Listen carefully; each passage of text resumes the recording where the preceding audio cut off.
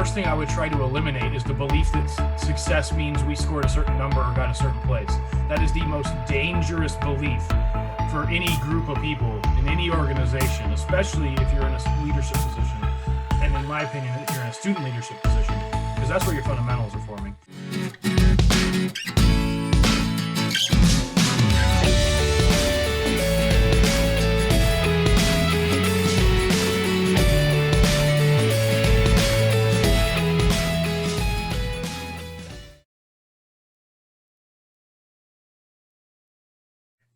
Welcome to the Compounding Interest Podcast. My name is Jesse Rogers, and I am here with Guy Andrew Burns, who is one of my colleagues, a professor, as well as a pillar of the community. He has been leading in a number of nonprofit activities, and so we'll have a chance to talk about that in a little bit. But first, Guy, just go ahead and introduce yourself and let us know a little bit about your journey so far. Sure. So you may recognize me from some of the first episodes of the Compounding Interest podcast. I met Jesse. Let me start with how I met Jesse. So I've known Jesse for probably like going on 5-6 years now. We worked together, and he was my one of my first bosses. Actually, I think he was my first boss. And anyway, so, we've always been talking about doing some things like podcasts and projects like this. And so it's been very fun jumping into this project.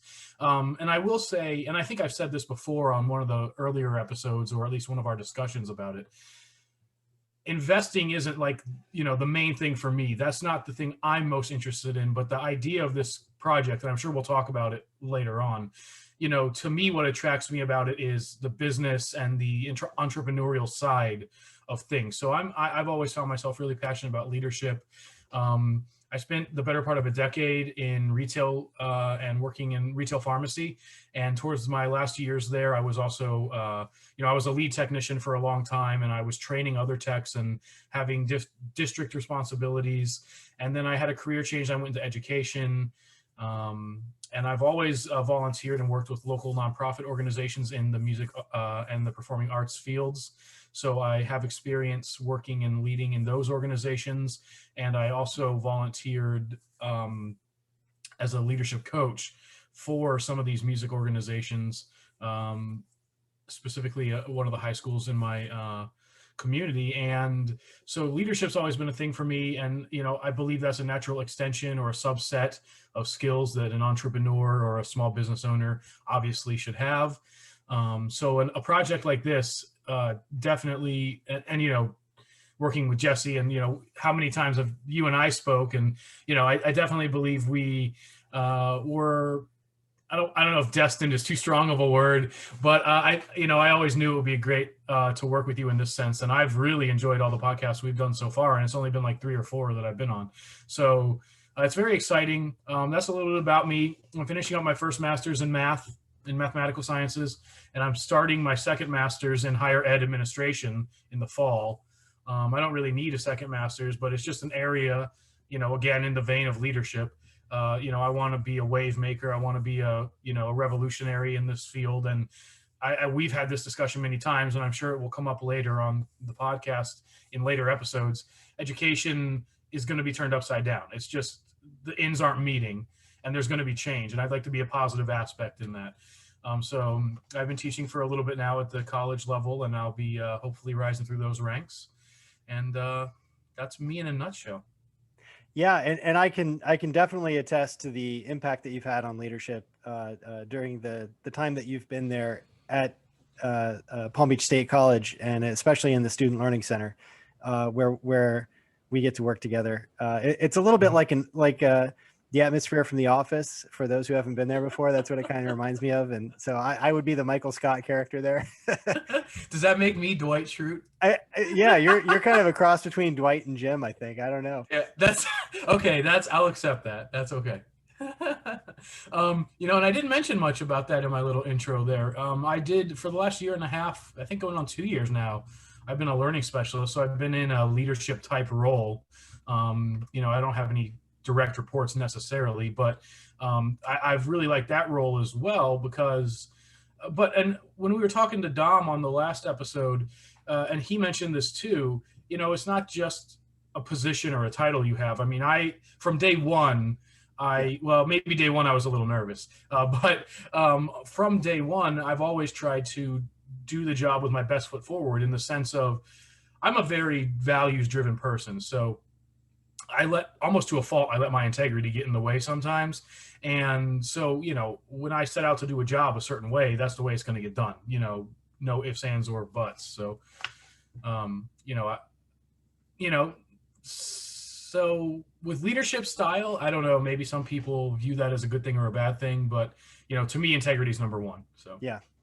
Yeah, and that's what Dom was saying too. And I think that's what you're going to hear from just about anybody who uh, uh, you would really admire in the field, because mhm. the sort of people that you would want to emulate, and that you look at their life and you say, yeah, things are going really well in their life. They do Yeah. tend to lead with integrity.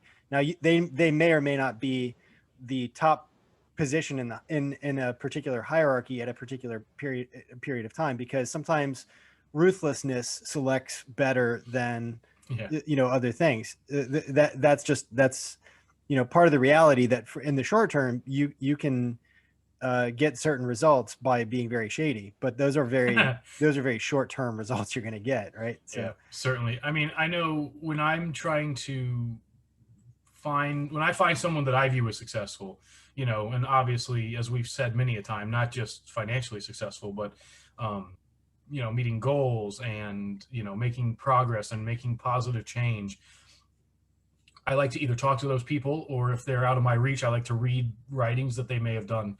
And I can't name, any super successful. One of the more recent books I've read within the year was Rob Iger. He's the CEO of the Walt Disney Company, mhm. and he wrote a book about his time climbing up through the ladder, starting at ABC, and eventually taking reins of the Walt Disney Company. And he just recently left his role as CEO, but he's still president of the board. But his book, I mean, you won't find a letter in there in the vein of telling people what to do, or, and I think there's just so many misconceptions about what leadership is or what successful people do. And You introduced me to Jim Quick, and I saw something on his Instagram the other day, talking about habits of highly effective people. Although that sounds a little bit like Stephen Covey, I believe his name is. But he was talking about, the first thing you do in the morning is to not use your device. So Yeah. many of us wake up in the morning and it's like, why? What's that got to do? That's what successful people do. Successful people running massive organizations, making biggest changes, they don't wake up and attach themselves to their device. They read or meditate or whatever. And I will say, since I just uttered the word meditate, I started meditating since this COVID stuff, and that has been revolutionary in my mental health. Yeah. Um, so, at the end of the day, I try to just emulate what I've seen as success. And, we talk about this in terms of teaching style. A lot of times teachers tend to take all their collected experiences, and that's what they bring to the classroom, the bits and pieces of what they do or do not like from other faculty or teachers that they've had. And I just feel like that's the same philosophy for any type of success, not just instructional success or, capability, but what you do in life. So, if I feel like I want to model myself after, a certain comedian, I'll watch the greats. If I want to model myself after a certain business person, I'm going to read their books. You know what I mean? So that's kind of the way I do it. And you're right, that process takes time. It's not, you can't do anything overnight. And if you do, maybe you're in that one-off, 2 or 3 standard deviations up. But I think for most people trying to, hit success, you got to be in love with the game and the process. It's going to be a long-term deal. One of the things I love talking about anything with you, Guy, is that no matter what the subject is, it seems like there's always like so many different leads I could go down, so many different paths I could go down, because That's because, Jesse, that's because I meander sentences together, so that way my answer doesn't sound like BS. That's right. what. but yeah, so it's like I feel like I could hit that tennis ball back, and there's so many different directions it could go, and there's Right. not just one. There's like 5 different tennis balls that I. I just kept serving. Yeah. So there's so much to work with. I think the first thing I want to say though is that on several occasions I've written letters of recommendation for all of the staff members I've had. Sure. Everybody is always asking for, because everybody's trying to move forward. So they're always Right, applying right. something or whatever the case may be.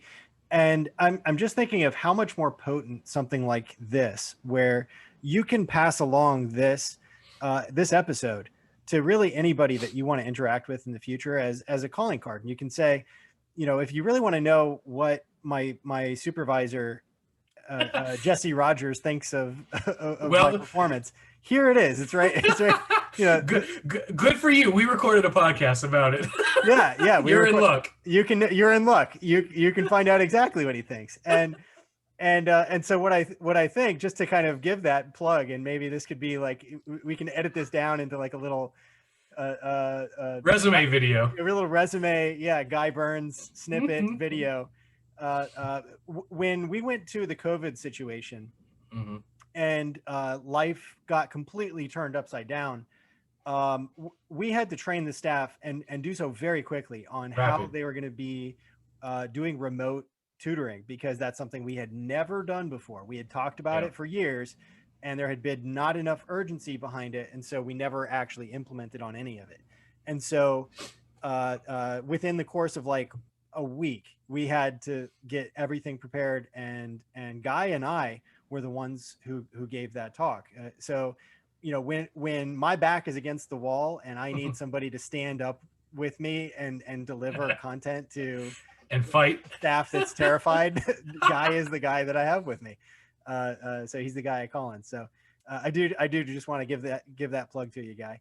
Well, thank you. That's very warm, and that makes me feel good about myself, which is, and I feel so jaded because I'm thinking to myself, I'm like, oh, he's being nice. I don't deserve this, Yeah, no, well, and that's something that you can meditate on later and say, Guy, why aren't you being nicer to Guy?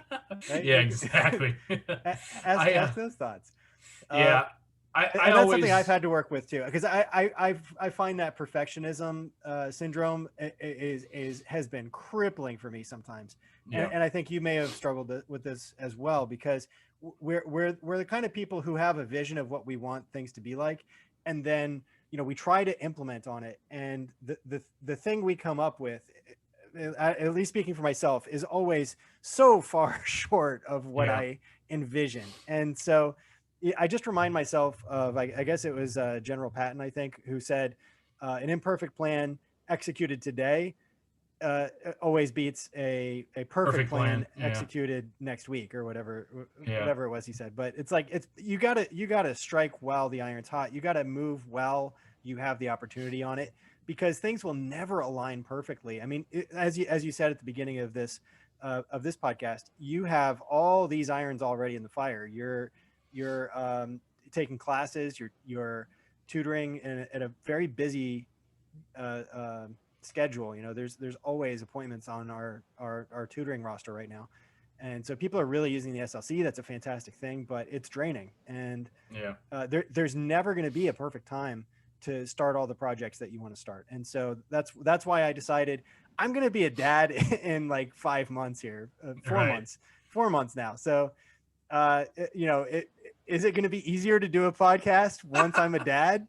Probably not. So it's now or never. Like, I got to move on it, and that's just the way our dreams work with just about everything, because tomorrow's not guaranteed. And that's part of leadership, is coming to that realization and just taking action. And the people around you will see that and follow that. And that's what we've been doing with the participants in the Compounding Interest podcast. And I couldn't agree more. I feel so good about the direction we've been going and the people that we've been bringing into it, and their opportunity to hear from people who have more expertise and more experience. And it's just been a really good experience so far. Yeah, and I mean, that's a lot to unpack there as well, Jesse, by the way. So I served you 5 balls, but you hit them all back, so it's okay. Right. First of all, I'd like to say, and how many times have we had this discussion, at your house or in your office, or in private and not on a camera, but you just have to get over those fears, and that imposter syndrome and whatnot is very legitimate. And like you said, you experience it, and I certainly experience it, because I think as long as we've known each other, we've been talking about the interest in a podcast, and now here it is 6 years in the making. Yeah. And, I think I've never been more encouraged about jumping into it, because there's a vulnerability and an intimacy. You're going to share it on Facebook. Your friends and family are going to see it. And if it flops, then you're crushed. So there's a huge emotional risk, and you're not willing to take it. At least that was always been my perspective. But having since, seen you, and I think also, as a note to you, in the sense that I believe that this is an excellent maneuver you've done. Like you said, you've actually, taken the leap of faith. You figured, no time's going to be good. You're actually doing it, and you didn't do one or two. We have 4 out, and you've got how many in the pipeline? So, Yeah. And that to me, is encouraging me, not only that, I'm in the right place by, regularly co-hosting on this podcast, but that this is the right jumping off point, almost like a backdoor pilot for my podcast. Yes. And to give me the, the gumption to actually pull the trigger on reaching out to the person or peoples that I've wanted to co-host my separate podcast with, to say, hey, look, I'm doing this. I'd love to have you involved, and actually start to talk details, as opposed to just keep things kind of in my head.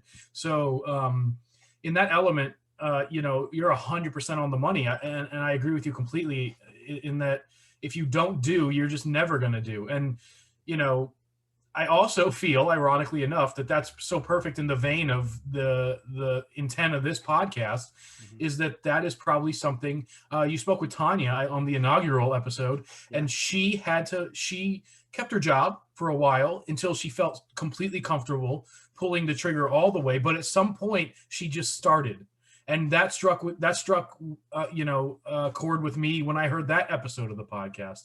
So I completely agree that. And I'm trying to work on that skill. Obviously we all come up with the guidance from the era where we grow up in. And, for my parents, they worked very, very, very hard to provide a good life for my brother and I, sometimes working 2 or 3 jobs. So I understand the work ethic, and you got to pay the dues. And at the same time, though, they were very within the pre-existing frame sets that were for them, So, I kind of have that ingrained in me a little bit. So I think that also makes me a little more trepidatious about jumping out and branching out there. It took a lot of courage for me to leave a career path. I was 5, 6, 7 years in pharmacy, starting to go. I had a 401k, paid time off. I was going up the corporate ladder. I was working in 18 different stores in the district, and to leave all that. One of our coworkers, Carlos, he always jokes with me and says, that's the biggest mistake I ever made, Right. was leaving there and going into education. But I think you talked on this earlier. I'm comfortable with the fact that I'm not going to be in a Ferrari. I'm comfortable in the fact that my bank account's not going to have 8 or 9 figures in it. And maybe I'm wrong. I'm not trying to state that as a limiting belief. Believe me, I'll take the money. Right. But I'm comfortable also within my means, because I believe that what I do professionally, maybe not so much under COVID circumstances for my personal preference, but what we do in general is I've fallen in love with the line of work. And, I hope, like I said earlier, to be, one of the next up and coming trailblazers. I'm starting to get, every day I inch further and further away from 40 under 40 and 30 under 30, but Right. I'm getting there. So we'll see what happens. Maybe 50 under 50. Do they even do those? You know what, Guy? If they don't, I'll do it. I'll make one. There we go. I'm planning to be in the 90 under 90. Actually, there you go. That's where my goal. That's actually a good mindset. Actually, I've always ever thought 30 under 30 and 40 under 40. But why don't we think 90 under 90? We got a whole life anyway. Exactly. That's what I figure. And the cool thing is, like, after a while, people are going to stop showing up to those things anyway. So yeah, that's true. I figure I've got a great chance at doing the 90 under 90, especially if I'm the one that creates it. Well, you would think so. Yeah. Could you imagine if the committee comes back and they're like, sorry, Jesse, we just. Well, it'll probably be one of those things where, and this is where you'll remind me of the Dwight. I'll do the Michael Scott speech, and it'll just flop, and then you'll come up there and the audience will be cheering, so it'll all work out. There's at the end of the episode, and I hate to do this, but I have to do it. At the end of the episode, Michael's Last Dundies, they're in that fancy Italian restaurant, and at the very end of the episode, after it's like I don't think it's a post credit sequence, but at the very end, they flash back, and Michael, I think someone makes some joke. I don't know if maybe it was Toby on stage or Michael, but someone says something, and it's just like, and it's in the vein of typical Michael Scott, and it just falls dead flat. And then Dwight hits on the keyboard. He hits a button, and it's like a program note from that song. It's like chicka chicka, and it's just like, or like, oh yeah, it's just like. Right. So I'm following up with the comedic relief on the. Yeah, no, I think we really nailed it, because anyone who's not a fan of The Office is already tuned out by now. They're gone. Yeah, I did not mean to intentionally ostracize that portion of the audience, no, so I'm sorry. No, sorry guys. Just edit it out. We're bringing it back. Hopefully they just skipped ahead and they'll catch the rest of the episode. It'll be like, okay, well, I'll wait till these guys are done talking about it. 10 seconds, 20 seconds. They're still talking about it. Right. But no, I mean, we definitely have a lot of fun, and I think that's the key to the journey, because who even really cares if you make one of those lists? Right. The key is that you live a happy life, and that you feel good about the journey that you're on, and that you want to either pivot to a different one or continue on the one that you're on, but make it feel like something that's really fulfilling for you. That's ultimately what it is, and something that's beneficial for the people around you, because that's what's going to make you feel good, is when you see other people succeeding, and when you see, or at least if you're in the right mindset. There's people who don't have successful mindsets, where they get very jealous of other people's success. I've heard that there's a lot of people who can't even look at Facebook because they experience a lot of stress when they see other people succeeding, and there's just a lot of anxiety that produces in people. Yeah. I mean, to me, that's a little sad. I mean, I got off social media in general. I always have to check on every once in a while to check messages, because people try to communicate with me there. But, I got off because of the negativity, and also, reading Jaron Lanier, whatever his name is, reading his book, 10 Arguments for Deleting All Your Social Media Accounts Now. Yeah. Excellent read. But, so I got off it for some of the negative impacts, but it's kind of sad to think, really. It's like, it actually makes me feel bad for them. And whenever I worked with high school students, I would always try and, I worked with a highly competitive state-ranked marching band at one of the high schools. And the first thing I would try to eliminate is the belief that success means we scored a certain number or got a certain place. That is the most dangerous belief. Yeah. For any group of people in any organization, especially if you're in a leadership position. And in my opinion, if you're in a student leadership position, because that's where your fundamentals are forming. But, I would always try to speak with the students that this is not what we're focused on. We're focused on going out there and giving it our all and loving it and having a good time with our closest friends. That's what we do on the field. That's the show we put on for the audience.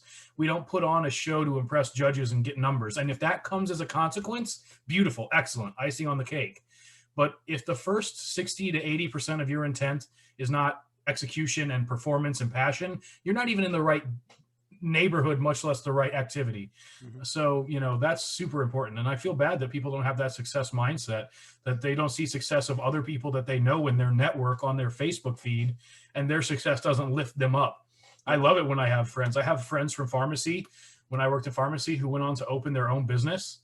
And sometimes I'll be like, damn, I had that idea, but they're the one who, they took the leap, and good for them. You can feel bad about ideas, but you can't feel bad about people. I feel bad about that. There are people out there that feel bad about other people's success. That's genuinely sad. Yeah, and if you are experiencing that sort of a sensation, then I think that is a signal that you can use. That doesn't mean that there's something fundamentally wrong with you per se, sure, because right. That's something that anyone could potentially experience, and those of us who experience it more acutely, that sense of being left out or left behind, that seems like a trigger that you have to go out and amplify your efforts. So don't let it be oh, this person succeeded, now there's not enough room in the world for me to succeed. I mean, Right. that's a weird thing to believe. That's a silly thing. No, Yeah. instead let it be that person is doing well, which means that it's possible to do well, and I could do that too. Right. Right. Yeah. I think I would also like to stress too, to be clear, I experience those feelings Sure, and me I too. have those Yeah. triggers. But I think, like you just said, a difference between a more successful person and a less successful person in that area is, like you said, identifying the trigger and figuring out ways to either redirect the energy or, how to defuse the trigger altogether, and, turn it into joy for your friends and family and turn it into fuel for yourself, just like you said. I mean, like you said, there's space, there's demand. So their success doing the same thing I want to do just means that there's a path for me. So the 40 under 40 thing is in my rear view mirror now because this May I'm turning 40. So Well, you got a few months to get in. yeah, I think that ship has sailed. Let's Oh, aim for the 50. okay. But there are people much younger than me who have achieved just tremendous levels of success. And as you get older, you see more and more of that. And um, some of them are actually my former students. I've had students that have achieved at very high levels. I've had college buddies that have achieved and live in mansions and all that kind of stuff. It does happen. Yeah. And so there is an element of frustration with having chosen a path that does not yield that result.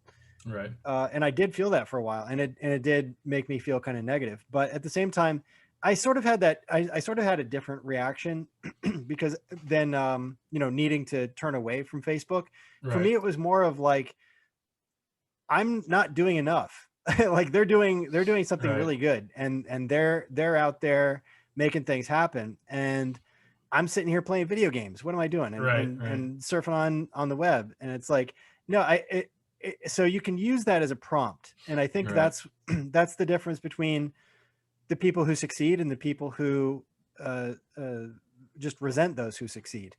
And that's what it boils down to, is the decision that I'm going to rise to what my potential is and not compare myself to what their potential is, and just whatever it is that I can produce, and however it is that I can be of service to the community. If you kind of take yourself out of the equation, and like you were talking about, you become that band, right? When you're out on the field, it's not just Guy Burns out on the field. It's like the whole tribe out on the field, right? Right.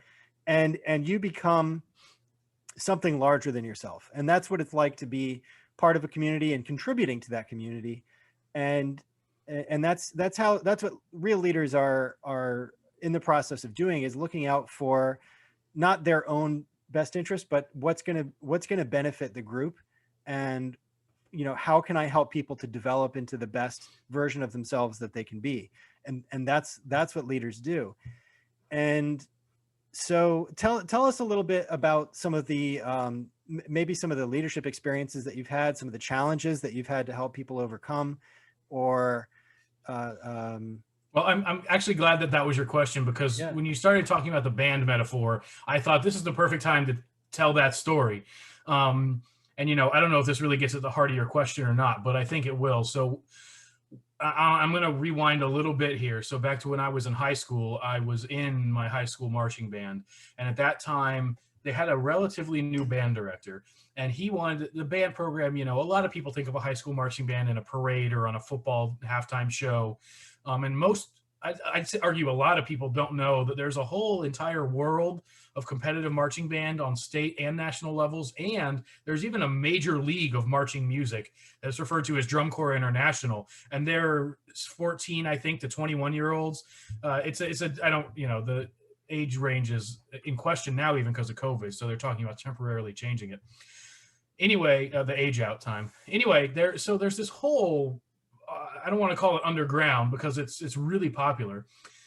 There's this whole unknown side to marching band that a lot of people don't get, and it's a lot of pageantry. There's acting, there's props, of course there's music and marching and physical performance and all of those beautiful things, but it's a whole thing. It's like a theater show but outside. So I was in the high school marching band, and my freshman year, we weren't, he was still in the band director, still in the process of taking it from a more of a show band into transforming it more into a competition band. And so my sophomore year, I applied to be on the student leadership team. And this is probably where it all began. And I thank my high school band director, Ben Skinner, because out of anybody who has influenced me in all of my, leadership type directions, people who have given me opportunities, or people I've worked with or worked under, or, even out of the people whose books I've read who I've never met, like Simon Sinek or Bob Iger or Maxwell, whoever I'm reading, and even more recent bosses like you or Mara.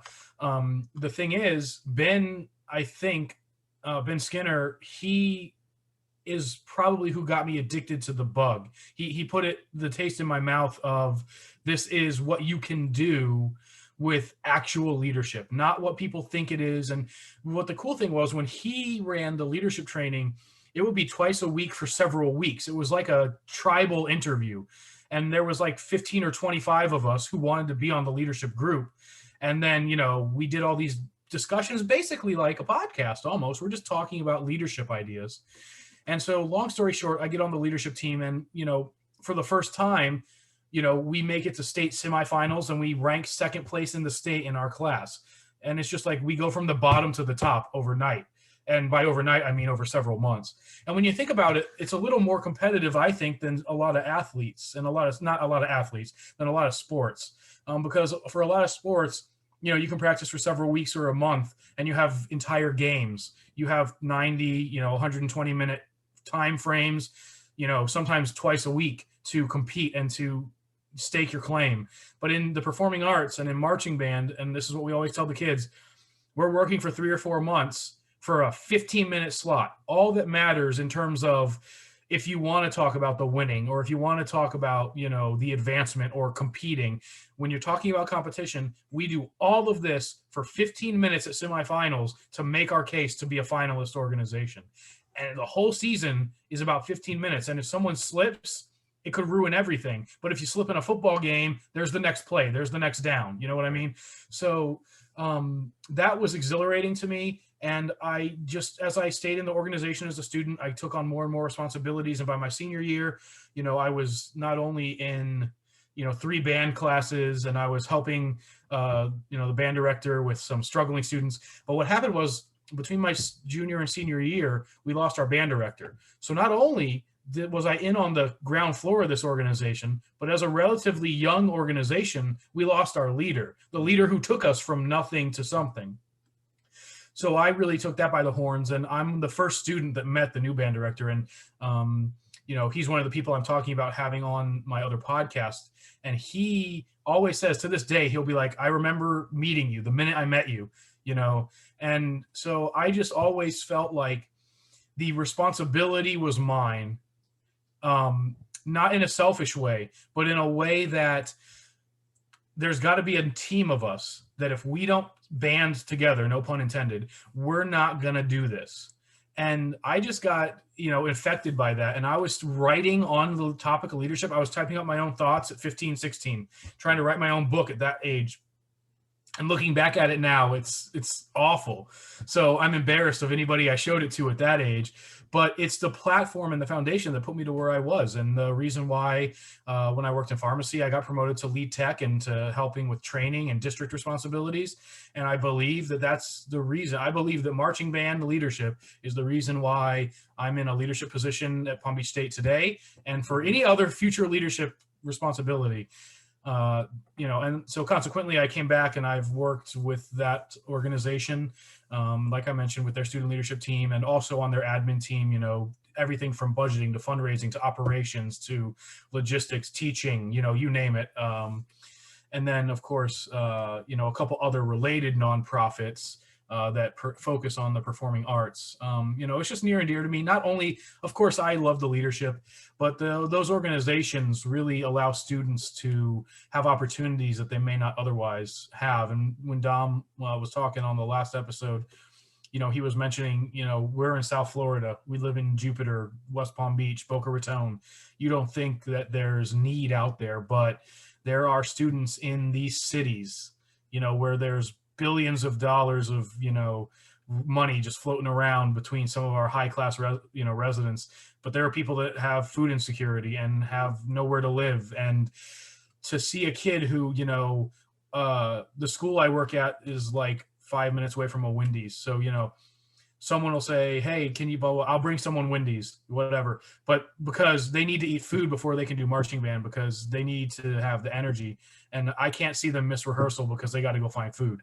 So those things exist, and so the one thing that is, about, competitive marching band is it's a little pricey. There's fair share. So you have to fundraise. The school districts don't give any money to music departments at all, period. Palm Beach County, all that's ever funded is the teacher. And then once a year, they get a new instrument. It's a form we fill out. And you fill out, what do you want? And then they give you a new instrument. You get one instrument, right? I think once we got an upright bass, there's that. And there might be discretionary funds here and there if certain principals want to allocate money for sheet music or whatnot. But when I was working at Jupiter High School on the admin team, for the band, and it's not like organization. You don't think about a band having an admin team. My title was director of operations. We had a whole team of people.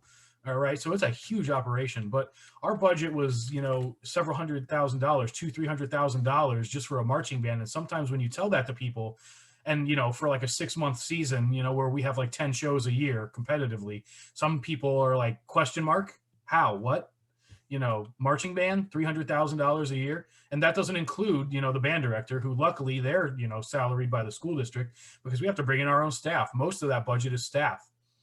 Paying other professional music educators to come in and work with the program. So, I don't want to pontificate too much about the performing arts, but that's where my passion and leadership comes from. And then once I got in the real world and saw, I can apply this in healthcare, I can apply this in education, I can apply this in the nonprofit world, and not just with music education. That's how it got me. And that's really, I'd say my greatest pride as a leader has been working with the Jupiter High School marching band. I haven't been active for a year or two because of, other obligations that have just gotten in the way. But for 6 years, I worked with them. And over that time, they rose to ultimately making it to a three-peat state champions, and re-emerging on the national level of competition. So meeting strategic goals of the organization. And most importantly, giving these kids something they can get passionate about. And that, to me, if anything I do in my life matters, that has mattered to me and hopefully to the kids. And I could, I don't, God forbid, knock on wood, but if I got hit by a bus tomorrow, I'm not going to have anything on my deathbed where I wish I did that, or my life didn't have meaning. And I tried to subvert those feelings selfishly, but also, not just selfishly, I did that for them. I took no pay. I did it completely on a voluntary basis. I love it. I'm very passionate about it. And I try to spread that to the kids that, this is something you can get behind, and it's something that can literally change your life. And I'll fight for that till the day I'm dead. You saw the difference that it made in your life, and you Right. know that being part of something like that can create so much opportunity for the Right. kids who are also getting involved in it, also learning to work together Yep. in teams, and to work very long and very hard over a long period of time towards a singular goal. And that was a very high stakes kind of a goal, because Right. everyone's success is mutually resting on everyone else. So you have to learn a level of faith and trust in one another, and cooperation that's at a very high degree. Yeah. And so, I can hear all of that in you. And that is something that, as you pointed out, translates very well to so many other fields of life that are also like that. If you're, which is, it's not surprising that there's a martial aspect of that, in warfare. Music and band kind of went very closely together, because that's how they communicated Right. orders and things like that. And so there's a very strong element of that. And it's not a coincidence how many CEOs have a military background, right? There's just a lot of elements of leadership in that. Absolutely. And yeah. And just on a real note, a quick note on that too. And I mean, we always try to communicate that to the students, but Timothy Galway, he wrote a book called The Inner Game of Tennis, and it's about tennis, but it's really about human performance. And he has a whole series, The Inner Game of, and it's just a brilliant book. But, and you know, this is the thing with marching band, any type of performing arts, is that it's most of it's a mental game. You know, yes, there's technical skills you need to learn. There's performance mindsets you need to foster. But at the end of the day, almost all of that is, you know, up here. Almost all of that is, will you have the, you know, the follow through, the focus, the drive to, you know, stand in position until you're called, you know, at rest? Are you willing to spend the extra hour after a 3-hour rehearsal because you missed a run? So you got to go home and practice the fingerings and nail that lick. You got to figure out how to make that horn sound the way it needs to sound. Are you willing to do that? And I think most of that is a mental game. You know, probably like 95% of it. The other 5% depends on the first 95%. So we might as well call it 100%. So one of the things that stuck out to me as you were talking about your experience was the need for leaders to step up and kind of take charge and give direction in periods of uncertainty, like when you lost your the leader of the band who had put you on the map, and you know, and that's partly why I called on you to help me with the training when we went to the for the COVID, adapting to the online circumstance. And I'm sure there's been many other, you know, if we sat down, we could think of many other occasions where change is really the element that where you need leaders most. And we're heading into a period of human history, I think, where, and we've talked about this before many times too, where things are changing so rapidly that everyone is very uncertain about what's happening. And that, you know, that's true on a social level. That's true on a technological level. That's true in terms of labor. That's true in terms of politics. That's at every level. There is change right now. And so there's a greater need for leaders than I think maybe there's ever been in my lifetime, at least. And so leaders help to develop other leaders. That's part of what part of what a leader does, is they generate other leaders around them. And you know, they pass on the skills that they've learned, and they pull people into the kinds of situations that will help them to grow. And so how do you see that role happening in education right now? Do you feel like we're living up to our mandate, or do you feel like there's a lot of work that needs to be done in reforming education? What would that look like? What are your thoughts on leadership, education, and the direction that we've been going and where we could go? I want to hit on all of that, but I know I've been pontificating, so I'll try to be brief. But I have to start by going back to marching band, because what's funny is when I was a student, we lost one band director and brought on a second band director. And while in the time that I had come back to volunteer on the operations side, we lost him and the band director after him. So I've been through several, it's like I'm the expert. I'm the only constant that was there for most of it. You know, me and a few select, there were a couple band parents that volunteered that had 2 kids that were spaced apart. So they were also there for an incredible period of time. So it's ironic, and I don't think about it a lot, but I would consider myself a bit of an expert in change leadership. And also I changed my career path right in the middle of it.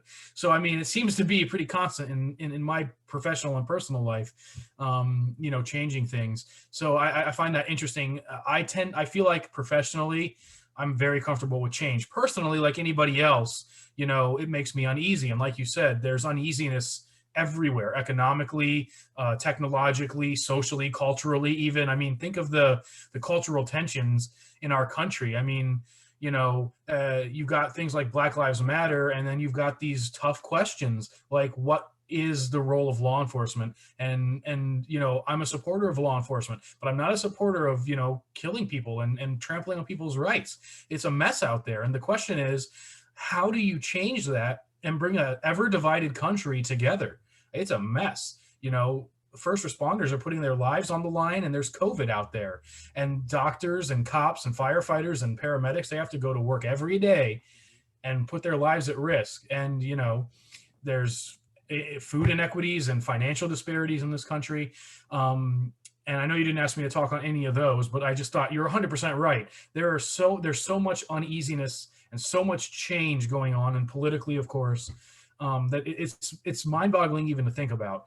And of course, one of the things that we talk about a lot frequently as we're educators is what's happening in education. Um, you know, Part of the reason why I want to go back and get my second master's degree specifically in education is because my undergraduate degree is in math and behavioral sciences, and my master's degree is in mathematical sciences. So I want to have subject area expertise in education, so I'm more formally versed in the laws and the ethics and the history and counseling techniques and administrative functions.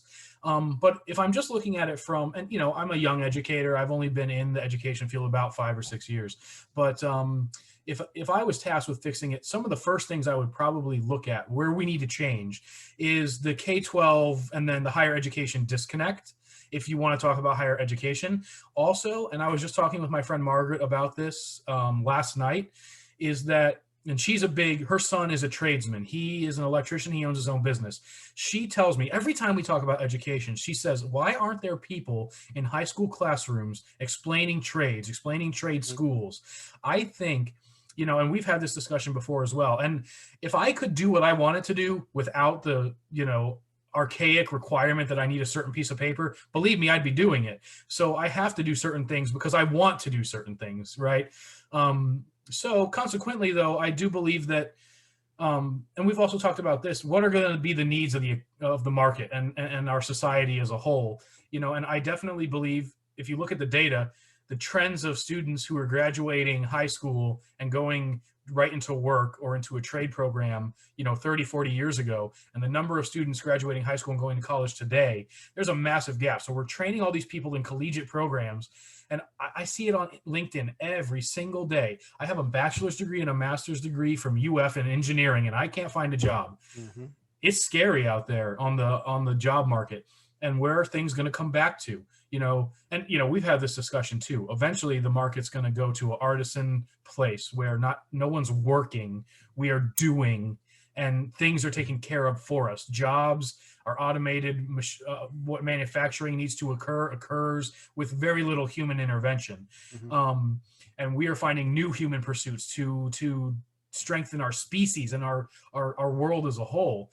But what do we do in between now and then? And that's the question I like to answer. So I think we ought to fix the K-12 and college divide for those who do want to go down a college route.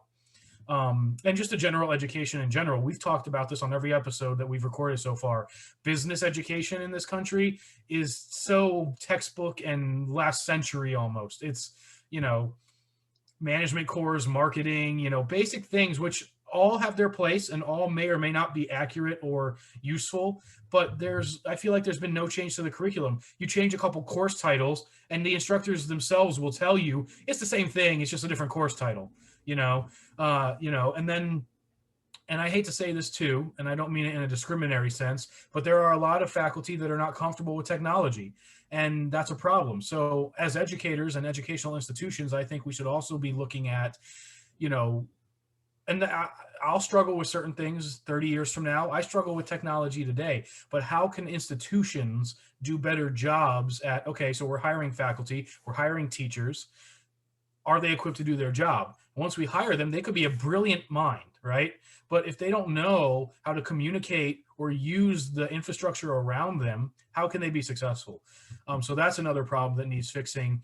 And probably, like I said, and I know I'm a higher education type person, but to me, you got to think, maybe we don't need to be seeing 60% of the population, all the students that graduate high school. We need more diverse choices for high school graduates than just saying, all right, go on and get your bachelor's degree. Because you can say that and preach that all you want, but what does it really mean? How many people have bachelor's degrees that are now, bachelor's degree people, in some statistics I've seen, are less employable than non-bachelor's degree holding student or people. So you really, and I'm not trying to like dissuade people from going to college. I'm trying to encourage people to do what's right for them. And that is a huge change that has to occur in the education system. Yeah. Yeah. I've heard a lot of criticisms of bachelor's degrees, and I think they're pretty much on target that you don't need a bachelor's degree to be a professional. You don't need a bachelor's degree to be a good person. That's Right. not what's going to make you that's not what's going to make you a valuable contributor to the world is getting a bachelor's degree. What's going to make you a valuable contributor to society is contributing to society and Right. seeing what people need, where the problems are, which kids are hungry and making sure that they're not hungry, right? That's Right. that's what the community needs. And so that's not something that you can certify as cleanly and as neatly as whether or not someone's passed certain curriculum requirements.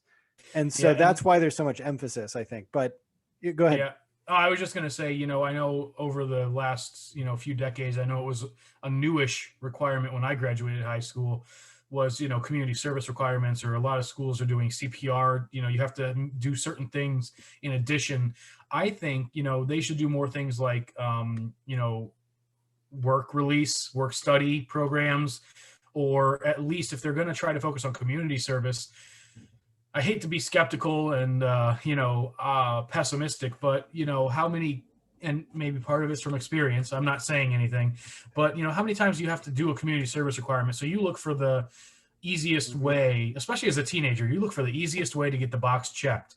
What if we made it a class? It was like a capstone projects course where there's the guidance every day of a teacher who is facilitating these experiences, and they can work in teams, which will Mhm. encourage them to do it.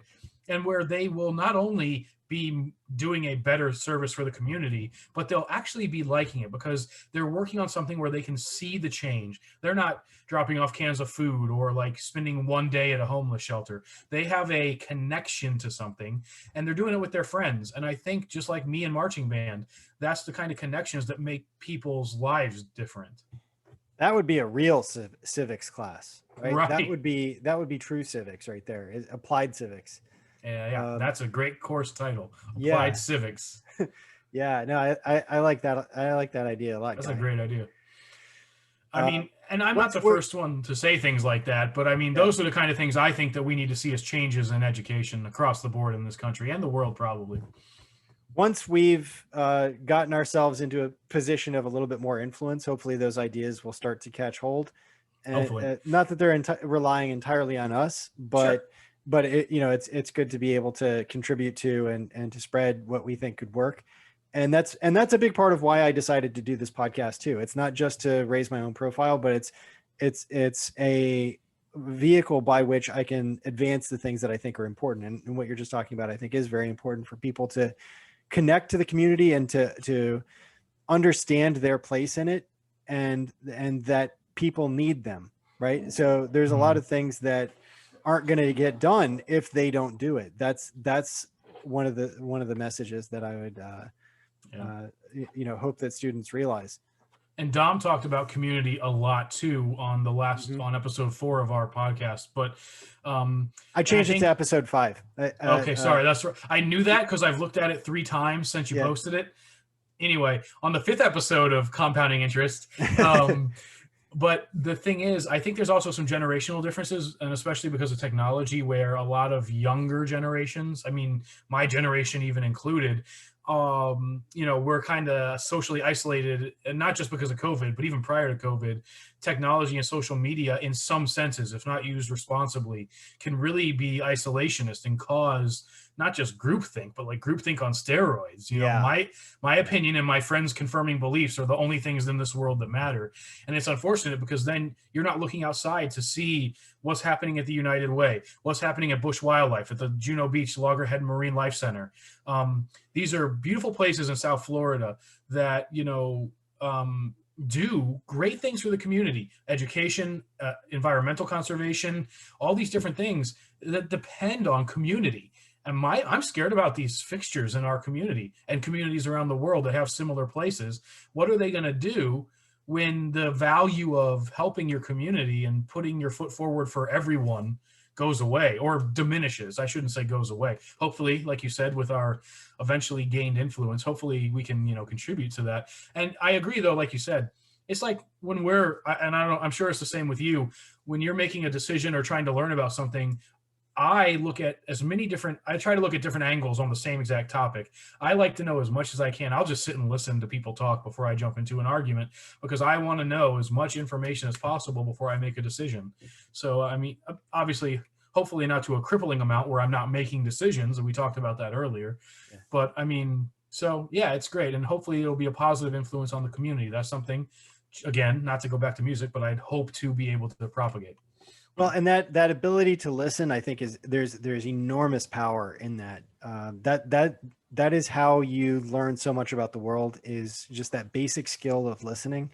And I think that's what makes you that's what'll make somebody a great podcaster too. So if there's anybody who wants to create their own podcast, like what Guy's been talking about, I hope you'll come on the Compounding Interest podcast. You can email me at compoundinginterestpodcast@gmail.com and let me know that you want to be on and we'll have a place for you. Right, we're small enough right now that we can manage to do that. So, well, and that's been unique too. It's cool yeah. because you're there always. I'm generally always there, but it's nice to have some people contributing to the conversation who are different. And it's kind of like a rotating co-host kind of deal. Yeah, I like it. Yeah, exactly. Yeah, I think it adds a certain spice to it. So certainly. Yeah, it'll be fun. And then we have guests who are professors or who are community leaders, business leaders, entrepreneurs, things like that, and they'll be able to answer a wide range of questions. But there's where those questions are going to come from. We need Right. a community of people. So I can think of some of them, but I do like to have that group for our Friday nights. So it's for every Friday night at 6. I'm doing this. I'm bringing somebody on, and even if it's just me and Guy or me and Rich or me, whoever it is, we'll get it done. We'll get it done. We'll have a conversation. Absolutely. Or even if it's just me and me, if nobody can make it, I will talk to myself for an hour. So, well, and that's great too, in the sense that, the idea behind this project too is that it's not just on a very particular thing. We could be talking about GameStop and Dogecoin 1 minute, and we could be talking about like the core values a person needs to run an organization the next minute. Yeah. And they're all related, but they're all kind of unique. So I think it's an excellent area of what people want to hear about. I think we're going to have a lot of fun, and I hope you guys continue to tune in and continue to enjoy it. And I'm going to try to bring in some of my community members. I'm going to tell my neighbors about this. I'm going to tell, the people, the students that I still keep in touch with. I'll be sharing this with them, and hopefully more of them will come on, and we'll just keep on growing it. And it's actually really similar to something that I've been doing. I'll talk more about this when I interview a guy named Victor, who is my financial planner. And Victor got me involved in a networking group that called, I think it's Happy Neighborhood Project. Okay. And so basically it's like thousands of people now. It started out with just a very small group, but it's thousands of people now all over the country in all these different cities that do networking. So it's like a Zoom call, very similar to what once I jumped into it, I was like, wow, this is like what I'm trying to do. Like they're way further down the line. But what they do is they basically just break people up into groups. You talk about what you do and how you could help other people and figure out how they can help you. And it's really fun. Like it's actually so much less intimidating than something like what I'm doing, because this like you said, this will be judged by all of our friends and family members. Right. I'm sure Joe and Mara will be laughing it up when they see this. And I know Joe's gonna say that he watched it. If he watches it to the end, then he'll be able to comment on this particular part where we're talking about them talking to us. And he just might, because if there is an opportunity to ridicule us, like fully, like with the maximum degree, he'll take it. So I think for you, Joe. Joe, yeah, this is for you, Joe. Joe would be a brilliant co-host or a host of a podcast. It doesn't even have to be about this topic. Our friend Joe would be brilliant behind a microphone. He is absolutely hilarious. But he has his sights set on rising that corporate ladder. So something like this might be Yeah. A little bit too much of an embarrassment right now. But Right. watch In a as few the years weeks. go by. Yeah. Okay. Watch as Years. the interest compounds. So There we go. That's a good way to bring it around. so speaking of podcasting and building on our ambitions with that kind of stuff, Guy, what are your plans going forward? How can people find you, and what's in store for Guy Andrew Burns? What's in store? I don't know. I'm highly focused right now on. I really want to be a game changer in the education field, so I'm kind of keeping my nose professional right now. Mm-hmm. Of course, you can reach out to me at compounding interest podcast at gmail.com. You can reach out to Jesse and he can get us in touch. All my social media handles are at Guy Andrew Burns. So if you want to follow me on Facebook or Instagram, we can get in touch that way. But I don't really check it that much. So, if you are interested in reaching out, I'll get to you eventually, but I'm just not on the social media all day. But I'm hoping to, in this realm, obviously I want to continue co-hosting with you on compounding interest, but I'm developing a series called Following Leaders, in which each week I'm going to, or each episode, I should say, with a co-host or two, discuss different leadership elements and styles and components and experiences and stories from all branches of leadership: athletics, nonprofit, government, education, business, you name it. I want to talk to you. So if you're interested in talking about leadership, feel free to reach out to me. I want to interview. Sorry, I forgot the word interview. I want to interview a guest from all over the place and at all different levels. Young leaders like myself, established leaders, people halfway in between, successful leaders, and leaders that haven't been so successful but are on the path. So I want to look at leadership holistically, and I want to really examine it. As I focused on I mentioned my undergrad degrees in math and behavioral sciences. So I've looked at leadership courses, and I've taken leadership courses academically. I've been to seminars, speeches, I've read books, I've been in leadership positions. So I'd like to ultimately get to a place in life where I could be the expert on leadership, one of the people where if you have a question, maybe that's where you're going. So that's the path I'm trying to get onto in terms of where I see myself. But in doing so, I really just want to, make a difference in the lives of my students, both at the community college level, and hopefully as I can extend my reach, I would like to do fundraising for arts and performing arts programs to help young students in high school and middle schools as well.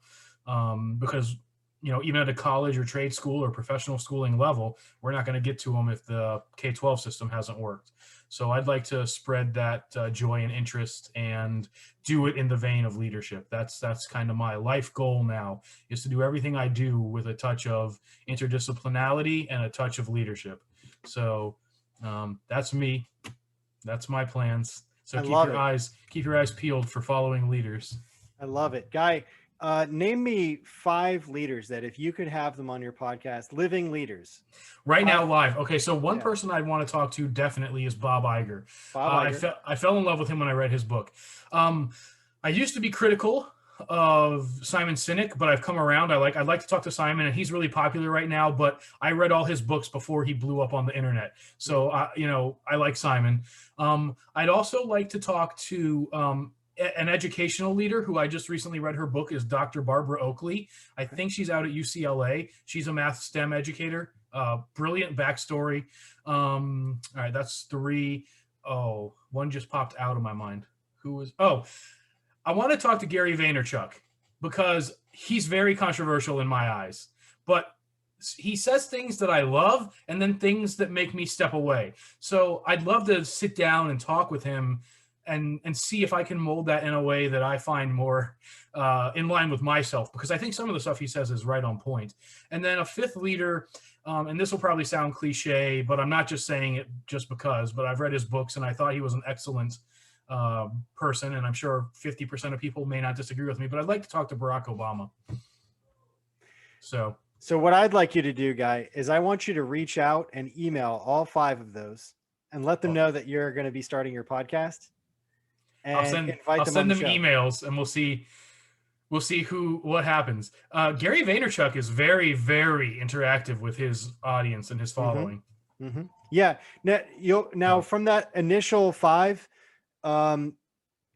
probably none of those will come on your show initially, just to be honest. But then I can tell them later when they do come on my show. Yeah. I tried. Well, what you'll do is just follow up and say, hey, I reached out to you earlier, but I didn't really have anything to show.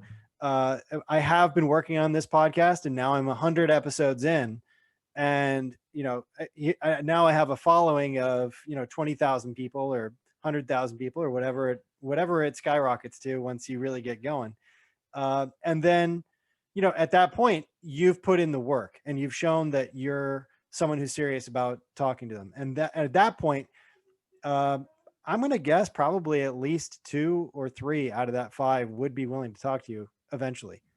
I would like to think so. Hopefully. That would be kind of like that's an excellent exercise to do in terms of, really putting your dream and your vision into reality. Yeah.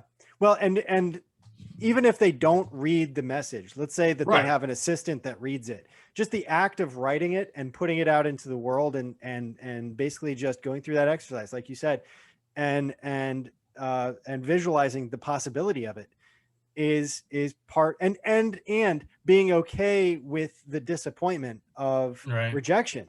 That's another key component of success, is to be okay with trying and not getting what you want.